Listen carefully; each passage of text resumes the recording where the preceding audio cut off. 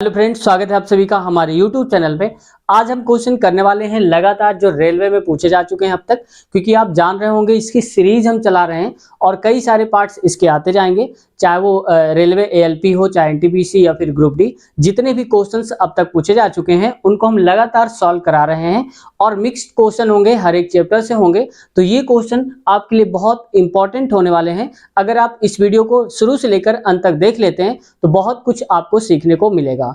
और फ्रेंड्स, जो भी हम क्वेश्चन यहाँ पर करवाएंगे उनको शॉर्ट ट्रिक से करवाएंगे, और अगर कोई बेसिक मेथड वाला क्वेश्चन है तो उसको हम बेसिक मेथड से सॉल्व करेंगे। तो नमस्कार, मेरा नाम है कपूर यादव। अगर चैनल पर नए हैं तो आपसे रिक्वेस्ट है चैनल को सब्सक्राइब कर ले और बेल आइकन दबाकर हमारे वीडियो से जुड़ जाएं, जिससे नई नई वीडियोस की नोटिफिकेशन आप तक पहुंचती रहे। शुरुआत करते हैं आज के इस क्वेश्चन के। देखो पहला क्वेश्चन क्या लिखा हुआ है, इसमें कह रहा है एक समचतुर्भुज की एक भुजा की लंबाई 4 सेंटीमीटर है। एक विकर्ण यानी कि दो विकर्ण होंगे, तो एक यानी कि पहला वाला जो विकर्ण है 6 सेंटीमीटर है, दूसरा विकर्ण ज्ञात करना है, यानी कि दूसरे विकर्ण की लंबाई क्या होगी ये बताना है। तो देखो मैंने आपको पहले से फिगर बना के रखा है ताकि टाइम आपका लॉस ना हो। या देखो ये समचतुर्भुज है, कहा जा रहा है कि इसकी भुजा की लंबाई 4, तो 4 सेंटीमीटर मतलब ये हो जाएगी 4 सेंटीमीटर। अब क्या है, समचतुर्भुज, समचतुर्भुज का मतलब जो भुजाएं होंगी वो सारी समान होंगी। तो अगर ये 4 होगी तो ये भी 4 होगी, और ये भी 4 और ये भी 4, तो मैं नीचे भी लिख देता हूँ 4 सेंटीमीटर। ठीक है, यहाँ भी 4 ही होगा और यहाँ पर भी 4 सेंटीमीटर होगा। अब कह रहा है कि एक विकर्ण की लंबाई 6 सेंटीमीटर है। तो मान लिया हमने कि ये वाला जो विकर्ण है, विकर्ण को बोलते हैं डायगोनल, तो मैं इसको D1 बोल देता हूँ। ठीक है, और इसको बोल देता हूँ D2। D2 मतलब डायगोनल नंबर 2, विकर्ण नंबर 2। तो ये हो गया दूसरा वाला विकर्ण और ये हो गया हमारा पहला। तो पहले की लंबाई है 6 सेंटीमीटर, तो यहां पर आप लिखेंगे 6 सेंटीमीटर। अब ये जो 6 सेंटीमीटर है ये पूरा है यहां से लेकर के यहां तक।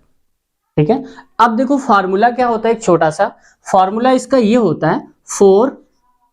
अगर मान लो हम ये कह दें कि जो भुजा है हमारी, ये भुजा की लंबाई कितनी है 4, और इसको हम मान लेते हैं A, यानी कि A नाम की भुजा है जो कि 4 सेंटीमीटर की है। और डायगोनल मतलब पहला डायगोनल, जो पहला कर्ण है, विकर्ण है, वो कितना हो जाएगा D1, और D1 कितना दे के रखा है 6 सेंटीमीटर। ठीक है, अब हमें D2 बताना है। D2 मतलब ये वाला, तो इसमें क्या हो जाएगा, D2 हमें पता नहीं है, यही हमें पता करना है। अब देखो फॉर्मूला क्या होता है हमारे पास, 4a स्क्वायर इक्वल D1 का होल स्क्वायर, मतलब पहले विकर्ण का होल स्क्वायर, प्लस D2 यानी कि दूसरे वाले का होल स्क्वायर। अब देखो 4 है तो लिखा ही रहेगा, तो यहाँ पर लिख दो 4 इंटू में, और a का मतलब है कि यहाँ पर क्या है, भुजा 4, तो 4 का स्क्वायर करेंगे तो क्या आएगा, 16 आएगा। तो मैं डायरेक्ट 4 चौको 16 लिख देता हूँ यहाँ पर। इक्वल में देखो D1 मतलब पहला विकर्ण, और पहला विकर्ण कितना है, ये था 6 सेंटीमीटर, तो 6 का कर दो यहाँ पर स्क्वायर, क्योंकि यहाँ पर स्क्वायर लगा है। अब ये हमें नहीं पता है तो इसको एज इट इज आप लिख दो यहाँ पर D2 का होल स्क्वायर। ठीक है, मैं इसको और शॉर्ट कर देता हूँ, मैं इस D1 को इधर ले आता हूँ, बाकी को वहां पर भेज देता हूँ। तो D2 का होल स्क्वायर हो जाएगा, इक्वल में हो जाएगा 6 क्या हो जाएगा 36 लिखेंगे यहाँ पर। ठीक है, तो ये हो जाएगा यहाँ पर 36, लेकिन इससे पहले इस वाले को मैं पहले लिख देता हूँ और इसको मैं लिख देता हूँ बाद में। तो हो जाएगा 16 चौको 64, माइनस का हो जाएगा ये 6 36, तो यहाँ पर लिखेंगे 36।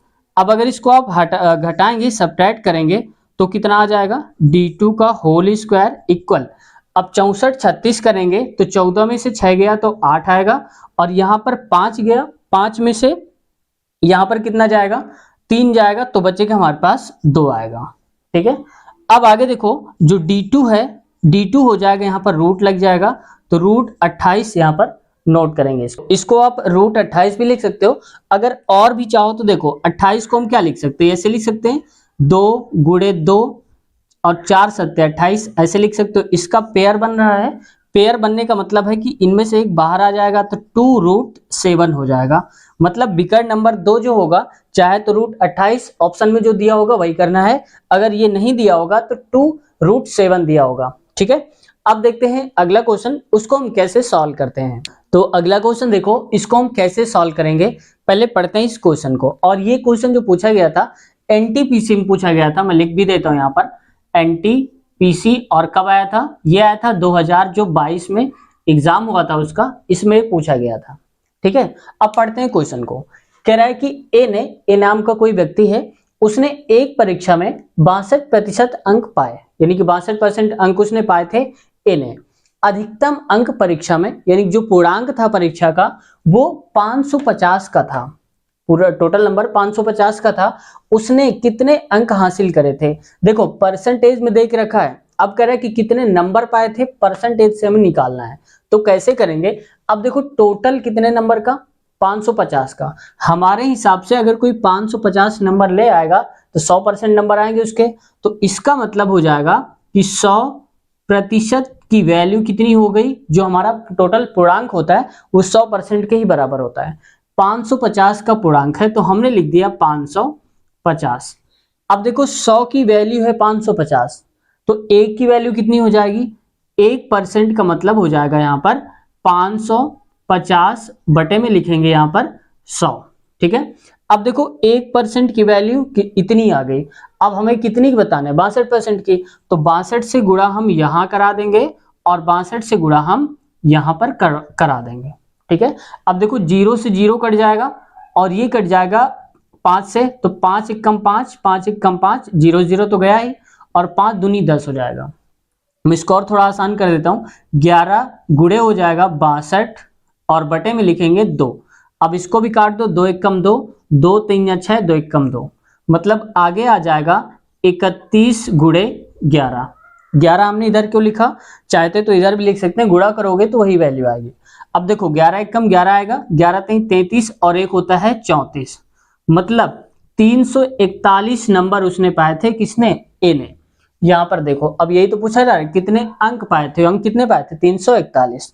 ठीक है, अब फ्रेंड्स मैं आपके लिए क्वेश्चन छोड़ के जाता हूँ यहाँ पर, कि अगर मान लो इस क्वेश्चन में दिया होता कि 62% ना दे करके यहाँ पर दे देता 42%, यानी कि 42% अंक पाए हैं, तो टोटल कितने अंक उसने पाए हैं आपको कमेंट सेक्शन में बताना है। और देखते हैं किसका जवाब सही आता है। पूरा क्वेश्चन एज इट इज रहेगा, बस वैल्यू हमने इसकी 42% करी है। ठीक है, देखते हैं किसका जवाब सही आता है। अब देखते हैं अगला क्वेश्चन, देखते हैं अगला क्वेश्चन और इसको समझते हैं। ये क्वेश्चन ट्रिग्नोमेट्री का क्वेश्चन है। अब देखो इसमें कह रहा है यदि थीटा इक्वल 30 डिग्री, यानी कि थीटा की वैल्यू है 30 डिग्री, तो साइन 2 थीटा की वैल्यू हमें बतानी है। तो देखो इसके लिए क्या होता है कि इसको अगर तोड़ना आ गया आपको तो आसानी से आप इसको कर ले जाओगे। मतलब देखो साइन जो लिखा है, साइन 2 थीटा इक्वल होता है 2 साइन थीटा और होता है कॉस थीटा। ठीक है, साइन 2 थीटा और कॉस थीटा। अब देखो यहाँ पर 2 है तो 2 तो रहेगा ही रहेगा, तो यहाँ पर लिख दिया हमने 2। इनके बीच में होता है यहाँ पर गुणा, साइन थीटा, और साइन की वैल्यू क्या होती है? थीटा की जगह पर अगर हम लिख देंगे 30, तो कुल मिला के कहना चाहता है क्वेश्चन साइन 30 डिग्री और गुणे में क्या हो जाएगा? Cos 30 degree. ठीक है, ये वैल्यू हमें बतानी है। अब साइन और कॉस की वैल्यू पता होगी, आसानी से आप कर ले जाएंगे। यहाँ पर देखो लिखा है 2 इंटू साइन 30 की वैल्यू क्या होती है? 1/2 होती है, और इक्वल में कॉस थीटा, तो कॉस 30, कॉस थीटा 30 की वैल्यू वही होती है जो साइन 60 की वैल्यू होती है। क्या होती है? √3/2। ठीक है, आगे देखो अब इसको क्या करेंगे, ये 2 से ये 2 कट गया, तो ऊपर क्या बचेगा? 1 इंटू √3/2, क्योंकि ये 2 और ये 2 कट गया। इक्वल में हम लिख सकते हैं √3/2, और यही हमारा क्या हो जाएगा? राइट आंसर हो जाएगा। अगर इसके फास्ट ट्रिक से आप करना चाहते हैं तो फास्ट ट्रिक क्या हो जाएगा? अब यहां पर देखो थीटा लिखा हुआ है और थीटा की जगह हमें क्या लिख देना है? 30। तो इसको आप ऐसे भी लिख सकते हो, यहां पर साइन, मैं इसको ऐसे कर देता हूं, यहां पर लिखेंगे साइन, और देखो 2 इंटू थीटा, और थीटा इक्वल हो जाएगा 30, तो हम लिखेंगे 30 दूनी हो जाएगा 60। तो साइन 60 की वैल्यू क्या होती है? √3/2। तो ये हमारा आंसर हो जाएगा। बहुत कम समय में करने के लिए ये क्वेश्चन है। बेसिक से हमने ये बताया था समझाने के लिए, हमने बोला था स्टार्टिंग में कि बेसिक और शॉर्ट दोनों को हम सीखेंगे। तो ये साइन 60 की वैल्यू √3/2, देखो ये भी वैल्यू और ये भी वैल्यू, दोनों वैल्यू सेम आ रही है। अब देखते हैं अगला क्वेश्चन। अनुपात समानुपात का जो पूछा जाता है उसको देखो हम कैसे सॉल्व करेंगे। यहां पर कहा जा रहा है यदि L अनुपात M इक्वल 3:5 और M/N इक्वल 2:3 है, तो n अनुपाते l बताना है, कैसे करेंगे? तो देखो सबसे पहले क्या होता है, जो भी अनुपात लिखा है उसको नोट कर लो। यहां पर क्या है, l है और ये क्या है, m है। तो मैं लिख देता हूं l m। और देखो l m तो हो गया, इसमें से m भी हो गया, क्या नहीं हुआ, n। तो यहां पर आप लिख दो इसको n। अब अनुपात लगा दो ऐसे करके, ये बात समझ में आ गई।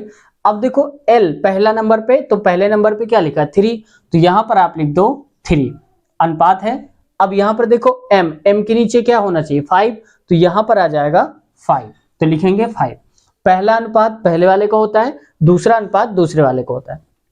अब कह रहा है m अनुपाते n, तो m की वैल्यू क्या है, अब की बार 2। अब की बार जो m लिखोगे वो यहां नहीं लिखेंगे, अब m के नीचे ही m लिखेंगे, तो m की वैल्यू क्या है, 2 है, तो यहां पर हो जाएगा 2। अगला है n, और n के नीचे यहां n नहीं लिखेंगे, इसके नीचे ही लिखेंगे, तो n है 2, तो यहां पर लिखेंगे 2। यहां पर n आ जाएगा 3, तो लिखेंगे यहां पर 3, ठीक है। अब देखो ये और ये जगह खाली बच गई, तो इसको हम क्या करते हैं, जो ये लिखा होता है उसके सामने ही लिख दो, तो ये हो जाएगा 5, और 2 है तो यहां पर लिख दो 2, ठीक है। अब किसी का भी अनुपात पूछा जाए, आपको सबसे पहले क्या करना है, एक लाइन खींचना है और इनका मल्टीप्लाई कर देना है। 5 3 क्या होता है, 15 हो जाता है, H2 अनुपात लगा दो, 5 दूनी हो जाता है यहाँ पर 10, और 1 अनुपात लगा दो, 3 दूनी हो जाता है 6, ठीक है। अब देखो किसका पूछा था, n अनुपाते l, तो n क्या है हमारे पास, n है ये 15, और l कितना है, l दिया है यहाँ पर 6। कुल मिला के कहना चाहता था कि ये हो जाएगा n और l, तो n देखो 15, तो हम लिख देते हैं 15, H2 मतलब अनुपात, l की वैल्यू क्या है 6, तो यहाँ पर लिखेंगे 6। इसको और थोड़ा छोटा कर लेंगे, तो काट लेंगे इसको 3 से, तो 3 5 15 होता है, और 3 दूनी होता है 6। ये हमारा अनुपात राइट आंसर हो जाएगा। अब देखो इसमें अगर क्या कह दिया जाता, ये कह देता कि हमें n और m और n का पूछ लेता, तो ये तो दिया ही पहले से पहले। इसमें कई बार ऐसा भी होता है कि एक अनुपात और भी दे दिया जाता है और तीनों का एक साथ पूछ लेता है, तो भी घबराना नहीं है, आगे उसको लगा के जो भी वैल्यू दी गई हो यहाँ पर आप नोट कर लेंगे। सेम गुणा वही कराएंगे, यहाँ पर भी गुणा कराएंगे, अनुपात लगाएंगे, जो भी पूछा जाए आप यहाँ से देख के आसानी से बता सकते हैं। तो उम्मीद करते हैं ये क्वेश्चन आपको समझ में आया होगा। अब देखते हैं अगला क्वेश्चन। क्वेश्चन देखो, ये कई बार क्वेश्चन रिपीट होता है और रेलवे में ऐसा कोई एग्जाम नहीं होगा, कोई शिफ्ट नहीं होगा जिसमें क्वेश्चन पूछा ना जा सके, बस डिजिट चेंज कर देता है इसका टाइप, लेकिन चैप्टर यही रहता है, ठीक है। मैं इस क्वेश्चन को करा दे रहा हूं, लेकिन अगर आप कंप्लीट वीडियो इस चैप्टर की आपको देखना है तो इसी वीडियो के नीचे आपको लिंक मिल जाएगी, लिंक से चेक करके आप डायरेक्ट इस कंप्लीट चैप्टर को देख पाएंगे, टाइम एंड वर्क को। यहाँ देखो इसमें कहा जा रहा है ए और बी दीवार को 4 दिनों में बनाते हैं, यानी कि 2 हैं व्यक्ति ए और बी, 4 दिनों में दीवार बनाते हैं। ए अकेला इसे 6 दिनों में पूरा बनाता है, यानी कि पूरा करता है। बी अकेला कितने दिनों में दीवार को बना पाएगा? तो देखो सबसे पहले क्या कर रहा है, ए और बी, तो हमारे पास ए और बी 2 लोग हैं, कितने दिन में बनाते हैं, 4 दिनों में, तो यहां पर लिखेंगे 4। अब देखो इसके बाद ए अकेला इसे 6 दिनों में बनाता है, तो ए की वैल्यू कितनी हो जाएगी, ये हो जाएगी 6, ठीक है। अब देखो इन दोनों का हम क्या निकालेंगे, एलसीएम, तो 6 4 इन दोनों का जो एलसीएम आएगा वो आ जाएगा 12। अगर आपको नहीं आता एलसीएम लेना तो आप देखो 4 और 6 में बड़ी वैल्यू क्या है, 6 है, तो 6 का दोगुना कर दो, क्या हो जाएगा 12। उस 12 में देखो क्या ये नंबर मिल रहा है और ये नंबर दोनों कट कर रहे हैं, इस नंबर को तो कट रहे हैं। अगर मान लो दोगुना करने पर ना आता तो हम उसको तेगुना करते हैं, तेगुना मतलब हो जाता है 6 त्रिक 18, तो यहाँ पर 18 होता है, ठीक है, लेकिन यहाँ पर दोगुना करने में आ रहा है। अब देखो यहाँ पर कैसे करेंगे, अब 4 का पहाड़ा पढ़ेंगे कि 12 मिले, तो 3 बार में मिलेगा, 4 3 12, तो यहाँ पर आ जाएगा 3। अब 6 से पढ़ो, 6 से काटो 12 को, तो हो जाएगा 6 दूनी 12, 2 बार में। और जिसको नहीं समझ में आया कि 3 कहां से आया 2 कहां से आया, तो ऐसा कर लो, ये 12 लिखा है 12 लिख दो, और 4 से इसको भाग दे दो, 4 से भाग देंगे तो 4 3 12, 3 आएगा, तो हमने ये 3 लिख दिया। ठीक वैसे ये जो 12 है, 12 को काटेंगे किससे, 6 से, तो हो जाएगा 6 से काटेंगे तो 2 हो जाएगा, यही वाला 2 यहाँ पर आ गया है।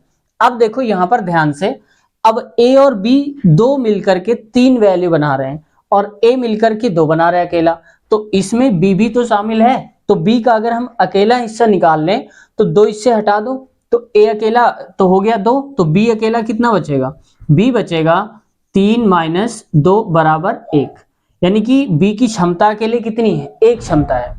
अब दीवार को बी ही अकेले बनाएगा तो एक दिन में एक काम करता है, तो टोटल काम हमारे पास 12 है और एक उसकी क्षमता है किसकी, बी की, तो हो जाएगा 1। मतलब 12 दिनों में इस दीवार को बना लेगा। कौन बना लेगा, ये बना लेगा अकेला जो बी होगा। समझ गए आप? तो 12 दिनों में इस दीवार को कंप्लीट वो बना लेगा। तो उम्मीद करते हैं ये क्वेश्चन आपको समझ में आ गया होगा। अब देखते हैं अगला क्वेश्चन क्या है। अगला क्वेश्चन देखते हैं फ्रेंड्स, इसमें क्या बोला जा रहा है। इसमें कहा जा रहा है यहाँ पर, अब देखो प्रॉफिट एंड लॉस का चैप्टर है, ये बहुत ही इंपॉर्टेंट है और क्वेश्चन ऐसे पूछ लिए जाते हैं। ये रियल क्वेश्चन है, ये ग्रुप डी का है, ठीक है। अब देखो क्या कह रहा है, रेडियो को, कोई एक रेडियो रहा होगा, उसे 1805 रुपए में बेचने पर 24% की हानि होती है। इसे, यानी कि इस रेडियो को 8% लाभ कमाने के लिए विक्रेता को, यानी कि जो बेच रहा है, उसे विक्रय मूल्य क्या रखना चाहिए, यानी कि वो कितना रुपए प्रिंट करे कि विक्रय उतने रुपए में बेचने पर उसे 8% का लाभ हो। अब देखो ऐसे क्वेश्चन को हम क्या करेंगे, सबसे पहले देखो ये रेट दिया है और ये परसेंटेज दिया है, तो 24%, तो हम लिख देते हैं 24%, और 24% को हम क्या लिखते हैं 24, और जब नीचे ये परसेंटेज हटता है तो नीचे आ जाता है 100।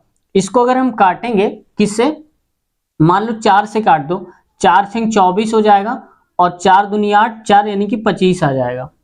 अब उसको क्या हो रहा है, ये हो रहा है यहाँ पर हानि हो रही है, और हानि होने का मतलब हो जाएगा कि 25 में से 6 रुपए उसको नहीं मिले, तो कितने रुपए का बेचा होगा, 25 माइनस 6, तो इसका मतलब हो जाएगा 19 और बटे में 25, यानी कि 25 रुपए की जो चीज खरीद के लाया होगा उसने 19 रुपए में बेच दी।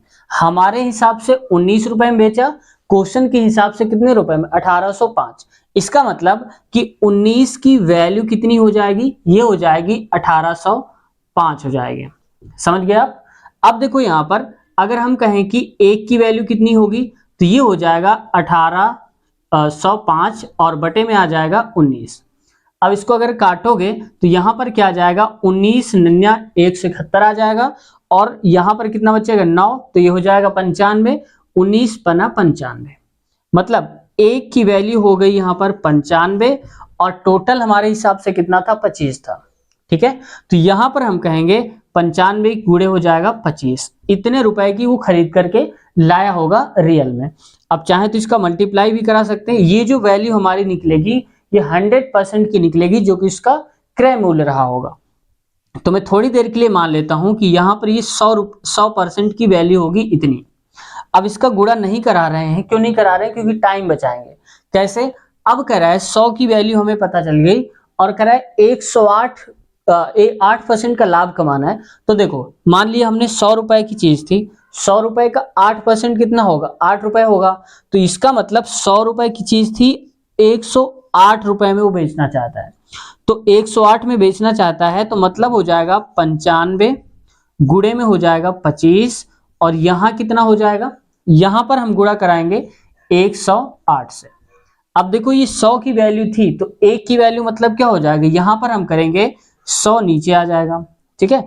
अब इसको सॉल्व कर लो, देखो इसको अगर काटो तो 25 से कम 25 होता है, 25 चौको होता है 100।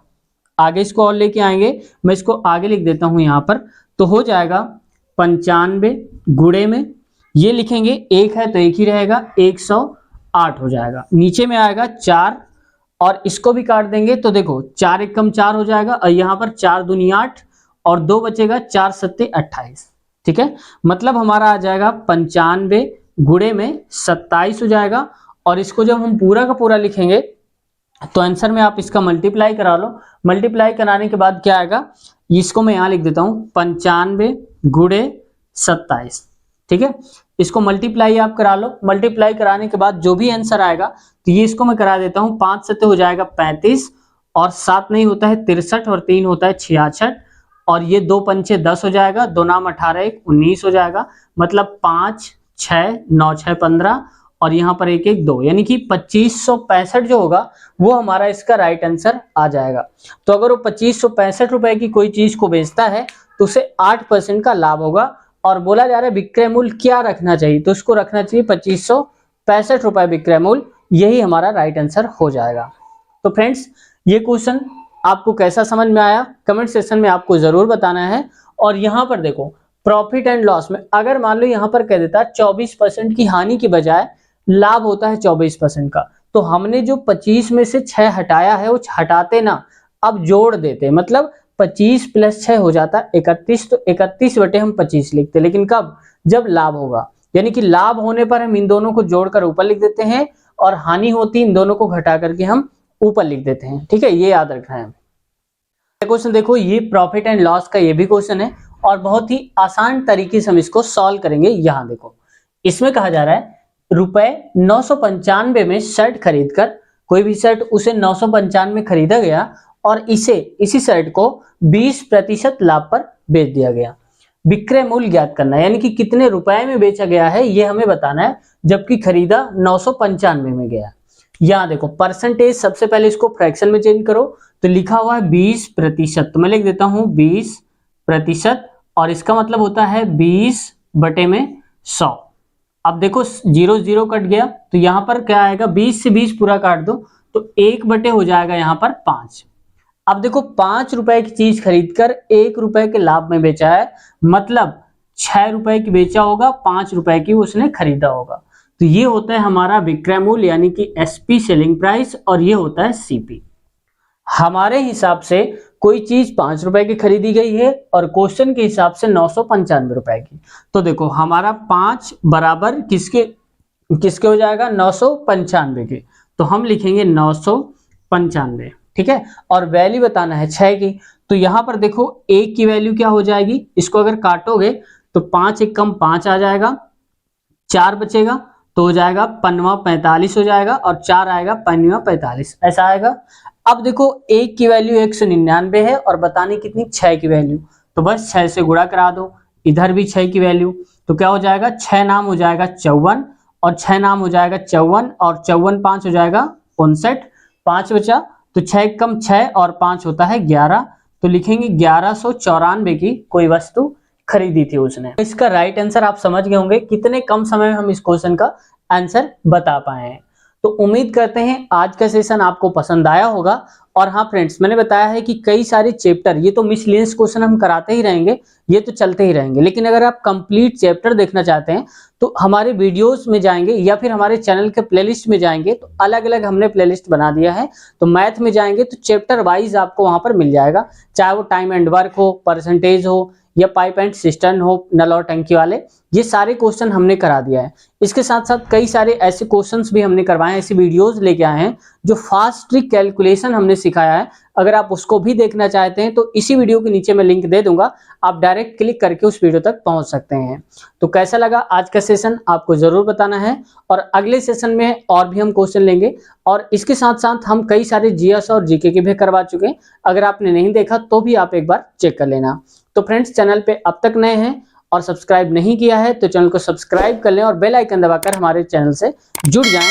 तो फ्रेंड्स, मिलते हैं नए वीडियो में, अपना ख्याल रखिए, टेक केयर, बाय बाय।